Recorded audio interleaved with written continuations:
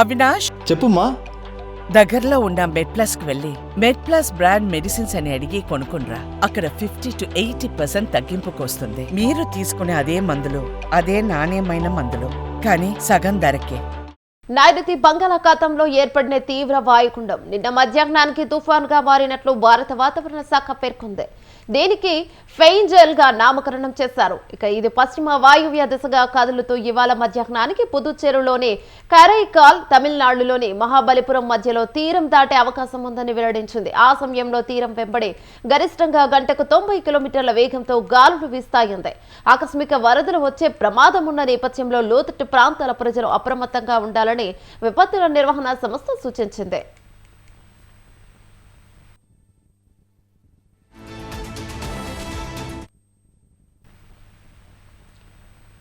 రాష్ట్రంలో కొన్ని ప్రాంతాల్లో భారీ నుంచి అత్యంత భారీ వర్షాలు కురిసే అవకాశం ఉందని విశాఖ తుఫాన్ హెచ్చరికల కేంద్రం పేర్కొంది. శ్రీ పొట్టి శ్రీరాములు, నెల్లూరు, తిరుపతి, చిత్తూరు, అన్నమయ్య, వైఎస్ఆర్ జిల్లాలో ఆకస్మికంగా వరదలు వచ్చే ప్రమాదం ఉందని హెచ్చరించింది.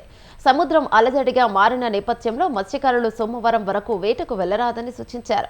కృష్ణపట్నం పోర్టుకు 3వ నంబరు, విశాఖపట్నం, మచిలీపట్నం, నిజాంపట్నం, కాకినాడ, గంగవరం పోర్టులకు 2వ నంబర్ హెచ్చరికలను జారీ చేశారు.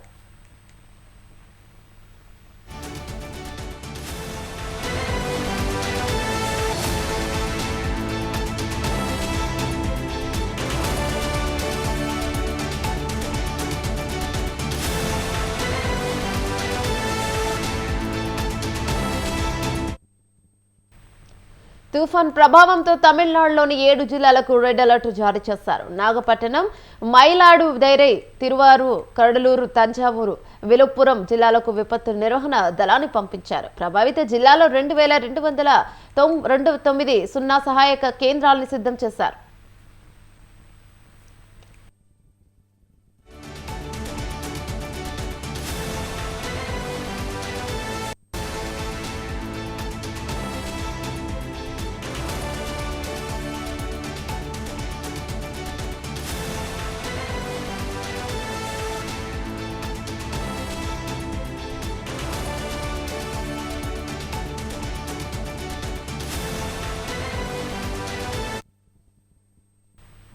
నైరుతి బంగాళాఖాతంలో ఏర్పడిన తీవ్ర వాయుగుండం నిన్న మధ్యాహ్నానికి తుఫాన్గా మారినట్లు భారత వాతావరణ శాఖ పేర్కొంది. దీనికి ఫెయింజల్ గా నామకరణం చేశారు. ఇది పశ్చిమ వాయువ్య దిశగా కదులుతూ ఇవాళ మధ్యాహ్నానికి పుదుచ్చేరులోని కరైకాల్, తమిళనాడులోని మహాబలిపురం మధ్యలో తీరం దాటే అవకాశం ఉందని వెల్లడించింది. ఆ సమయంలో తీరం వెంబడి గరిష్టంగా గంటకు 90 కిలోమీటర్ల వేగంతో గాలులు వీస్తాయంది. ఆకస్మిక వరదలు వచ్చే ప్రమాదం ఉన్న నేపథ్యంలో లోతట్టు ప్రాంతాల ప్రజలు అప్రమత్తంగా ఉండాలని విపత్తుల నిర్వహణ సంస్థ సూచించింది.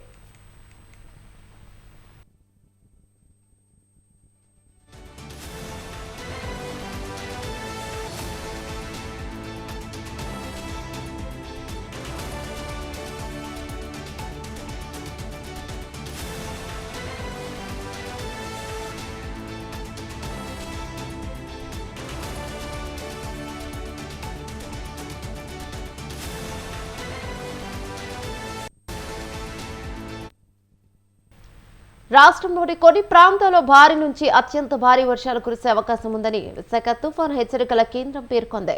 శ్రీ పొట్టి శ్రీరాములు, నెల్లూరు, తిరుపతి, చిత్తూరు, అన్నమయ్య, వైఎస్ఆర్ జిల్లాలో ఆకస్మికంగా వరదలు వచ్చే ప్రమాదం ఉందని హెచ్చరించింది. సముద్రం అలజడిగా మారిన నేపథ్యంలో మత్స్యకారులు సోమవారం వరకు వేటకు వెళ్లరాదని సూచించారు. కృష్ణపట్నం పోర్టుకు 3వ నంబర్, విశాఖపట్నం, మచిలీపట్నం, నిజాంపట్నం, కాకినాడ, గంగవరం పోర్టుకు 2వ నంబర్ హెచ్చరికలను జారీ చేశారు.